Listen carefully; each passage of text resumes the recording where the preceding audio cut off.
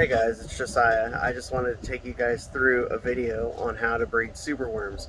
Anyways, today I'm out in the shed doing some reptile stuff, getting some stuff cleaned up, the rat cages and whatnot. Today I'm going to go pick up a whole buttload of them since I have a bunch more snakes and I can catch back up.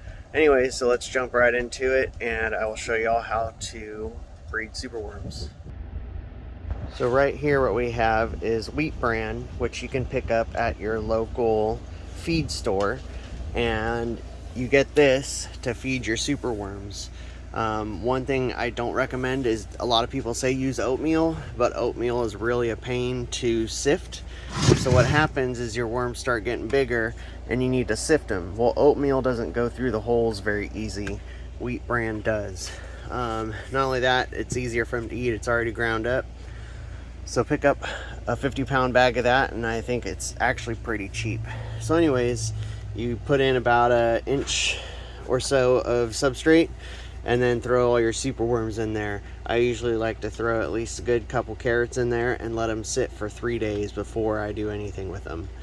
So now they've been sitting in here for 3 days, and what you want to do is go to Home Depot or go to like a fishing store, and you can get a little container with individual slots.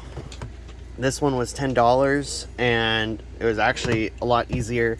I've seen a lot of people use deli cups. I used to use deli cups, but it really is kind of a pain in the butt. This one, you literally just open the latches and you have access to all the worms.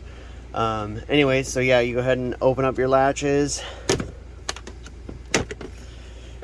and then get yourself a pair of tweezers from like the reptile store or something, and you want to go ahead and pick up the worms and stick them in an individual slot. You want to make sure that there's only one worm in each slot, and then you'll go ahead and close it up, and then you go ahead and set in your calendar for 21 days at least.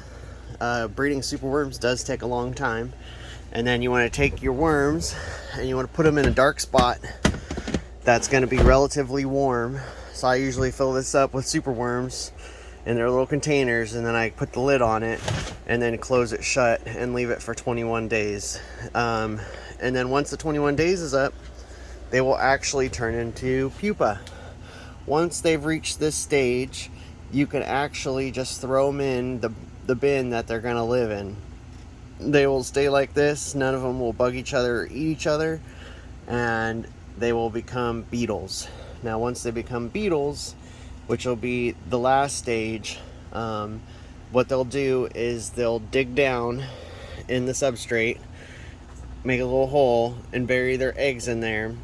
And so about every 2 weeks you need to change out the wheat bran and put them in a different container.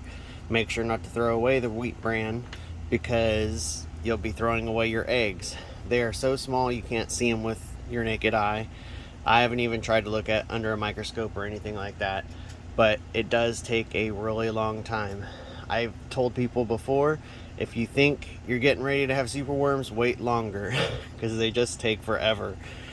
And anyways, that's pretty much it. If y'all have any questions, hit me up, but you pretty much wait for these guys to become beetles, and as you can see, if you wiggle one of them, they could all start wiggling around. They're kind of funny.